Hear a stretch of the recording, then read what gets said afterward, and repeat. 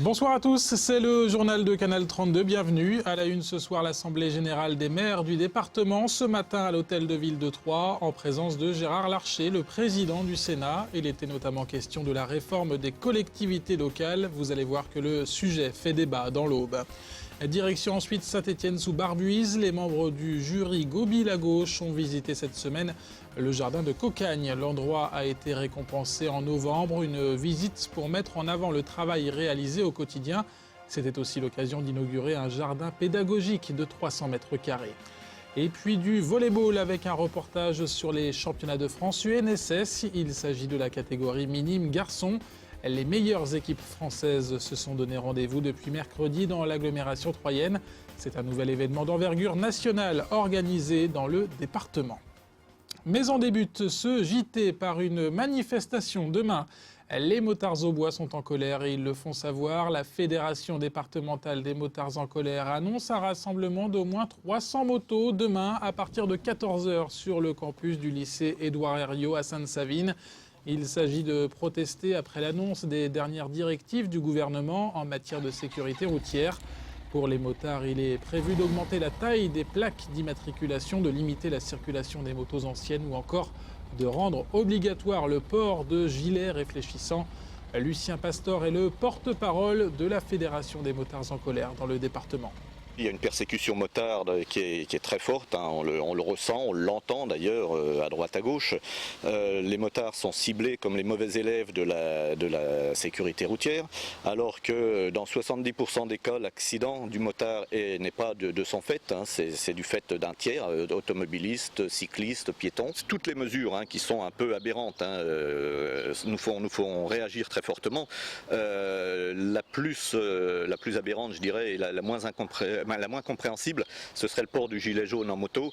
On a eu des contacts avec des automobilistes qui ont, vous le savez, tous un gilet jaune dans leur voiture. Donc quand ils sont en panne sur le bord de la route, ils descendent, ils mettent ce gilet jaune. Mais finalement, le gilet jaune va tuer le gilet jaune puisqu'il va disparaître dans la foule et dans la masse des gilets, hein.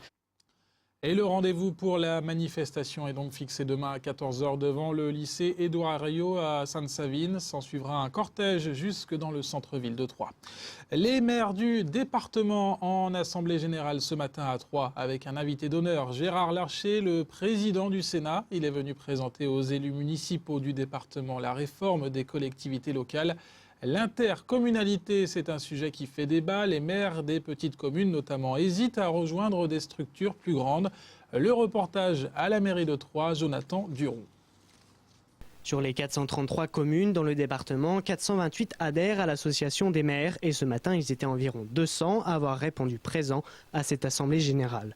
Autour d'une thématique centrale et souvent passionnelle, la réforme des collectivités locales. C'est quelque chose qui est très sensible comme sujet puisqu'on a encore une trentaine de communes qui sont isolées et on a des petites communautés de communes et ça touche un point particulier puisque maintenant le seuil minimal de population est fixé à 5000 habitants pour chaque communauté de communes.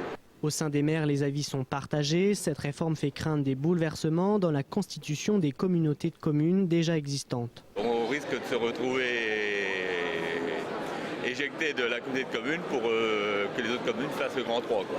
On risque de se retrouver dans une autre communauté de communes et on ne sait pas laquelle, quoi. C'est ça. Et pour le moment, on fait des projets avec la communauté de communes Celle-Meldoc-Coteau et on ne sait pas si on restera ou pas. Nous sommes en intercommunalité depuis 40 ans dans notre commune.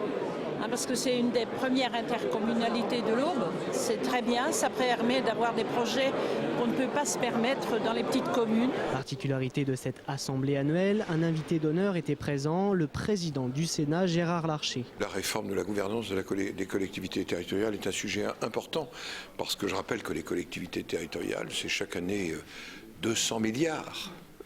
J'allais dire de budget, c'est une trame de 550 000 élus locaux qui est une trame citoyenne et en même temps c'est 71% d'investissement public. En mettant en commun un certain nombre de compétences, on peut mieux maîtriser les coûts, ça c'est la dimension de l'intercommunalité, on peut mieux répondre en termes de services publics. Je pense par exemple au service de la petite enfance ou l'accompagnement des aînés, voilà des sujets qu'on doit mettre en commun, mais aussi un certain nombre d'aménagements et d'équipements. On n'est pas là pour le faire ni à marche forcée, ni, j'allais dire, de manière autoritaire. C'est place au dialogue et au partenariat. Une concertation est bien sûr prévue. Les communes, les syndicats de communes et les intercommunalités pourront rendre leurs propositions d'ici 3 mois.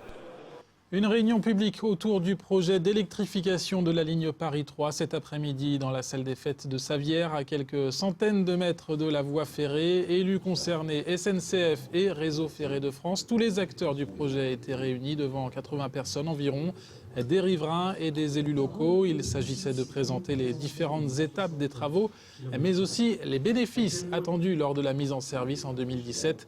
Écoutez Yves Joannick, le directeur régional du Réseau Ferré de France, en Ile-de-France. Ça permet aux techniciens que nous sommes, sur un projet qui a été étudié ou qui est en train d'être étudié par les bureaux d'études, de se confronter à des réactions, à des sollicitations, à des demandes et à faire fonctionner finalement l'intelligence collective des élus, des riverains et puis un petit peu la nôtre pour améliorer le projet et faire au final qu'il soit plus réussi. Je suis frappé par l'importance et la vivacité des interventions qui se sont manifestées là dans cette réunion publique, donc de l'intérêt des populations. Je pense que cet intérêt sera confirmé dans les autres réunions publiques, l'intérêt autour de ce projet. J'entends aussi qu'on nous demande d'aller au plus vite. Yves Joannick au micro de Jonathan Boisset. Autre structure qui est sur de bons rails, le jardin de Cocagne à Saint-Étienne-sous-Barbuise. L'association a reçu cette semaine les membres du Conseil économique, social et environnemental. Il s'agissait de faire le point quelques mois après la remise du prix Gobi-Lagauche, un prix qui salue les initiatives dans le monde rural. Fin 2010, le jardin avait reçu 5 000 € de récompense pour son action en matière de création d'emplois. De l'argent qui a servi notamment à développer un jardin pédagogique de 300 mètres carrés. Le reportage avec Jonathan Duron. Le jury et les partenaires du prix Gobi-Lagauche sont venus constater sur le terrain qu'ils ont eu raison de récompenser le jardin de Cocagne. Cette visite, c'est aussi l'occasion de voir que les projets ont poussé. On se rend compte parfois un an après que les actions ont beaucoup évolué et qu'il y a beaucoup d'autres actions qui se mènent en parallèle. Donc on est plutôt dans le développement. On sent bien qu'il y a des acteurs dans les territoires ruraux qui ne veulent pas voir disparaître la vie dans leur territoire. Ici, c'est un projet de jardin pédagogique qui a fleuri. Il est installé près du jardin qui permet aux salariés de travailler et de se réinsérer grâce au métier de la terre. C'est d'ailleurs ce qui a séduit le jury. La greffe entre le développement économique et le développement pédagogique appris en milieu rural. L'accompagnement pédagogique aussi des enfants sur les aspects environnementaux, ça nous paraît aussi un point sur lequel on a envie de miser aujourd'hui. Aller vers l'appropriation d'un certain nombre de bases aujourd'hui qui ont été perdues par les enfants, ça c'est un point qu'on cherche à soutenir. Le nouveau jardin pédagogique s'articule autour de 3 activités. Un jeu de chasse aux insectes pour comprendre la biodiversité animale, un jeu autour des 5 sens pour comprendre la biodiversité végétale et enfin un jeu de piste autour de l'alimentation. Les enfants ont de plus en plus de mal à savoir d'où vient un légume et nous, l'un de nos objectifs est de leur faire découvrir d'où ça vient, comment c'est cultivé, planté, récolté, etc. Pour animer le jardin pédagogique, il faut le faire vivre. Les plants et les graines sont fournis et soignés par les jardiniers salariés. C'est du donnant-donnant. Pour les salariés, ils acquièrent des compétences à la fois de relationnel avec les enfants, de l'animation. Ça leur permet d'augmenter un peu leur palette de compétences. Savoir bien jardiner, savoir bien trier ses déchets. Le jardin ne s'adresse pas qu'aux enfants de 6 à 11 ans. Le but est aussi de toucher les plus petits, les personnes handicapées ou encore les personnes âgées. Le travail d'éducation est aidé dans ce sens par le prix Gobi-Lagauche. Ce prix permet de mettre en lumière le jardin et va nous permettre justement d'acquérir pas mal de partenaires, que ce soit les écoles, les maisons de retraite, enfin tous ceux qui peuvent venir découvrir ce qu'est de planter des légumes. Assurer une action de solidarité mais aussi de sensibilisation en milieu rural, le contrat du jardin de Cocagne est pleinement rempli. Et pour postuler au prix Gobi-Lagauche 2011, vous pouvez vous adresser directement à la Ligue de l'enseignement de l'Aube. C'est le relais de ce concours régional dans le département. Un numéro de téléphone, le 03 25 82 68 68. Après le tennis de table, l'escrime, l'escalade ou encore le basketball, voici le volleyball. C'est devenu une habitude. Le département prend à chaque fois la balle au bond dès qu'il s'agit d'organiser des finales nationales de sport scolaire.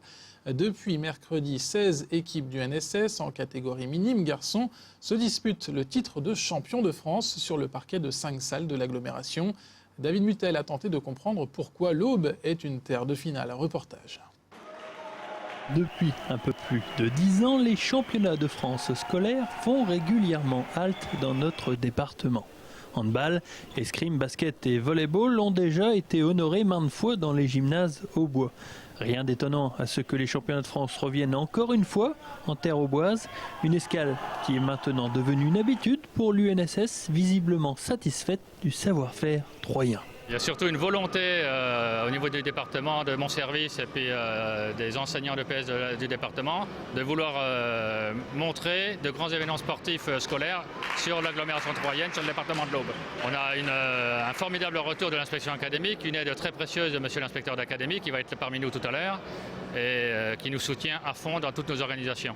Et en plus, il y a eu du spectacle à la salle Omnisport lors de la finale entre Sète et Villers-les-Nancy en jaune. Malgré la victoire en 2-7 des Lorrains plus athlétiques, le match fut au contraire âpre et accroché entre les deux formations. Le deuxième set a vu un retournement de situation en faveur des banlieusards nancéens qui arrachent donc le titre de champion de France UNSS minime garçon. Bon parcours, on a eu de la chance en demi-finale contre Paris, mais en attendant il faut de la chance pour être champion. On est champion, tant mieux.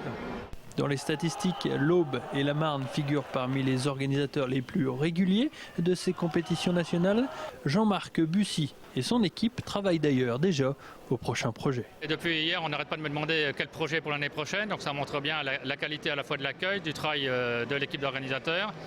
À chaque fois, en plus, depuis maintenant plusieurs années, on a des jeunes organisateurs, c'est-à-dire les lycéens qui interviennent dans l'opération. Et pour la première fois cette année, on a des jeunes secouristes du lycée Valmorey de Bar-sur-Seine qui sont venus pendant les 4 jours sur le tournoi. Pour cette édition 2011, les organisateurs avaient réuni 16 équipes venues d'un peu partout en France, dont une venue de Corse et une autre de La Réunion. En revanche, petit bémol, aucune équipe auboise ne s'était qualifiée pour la phase finale.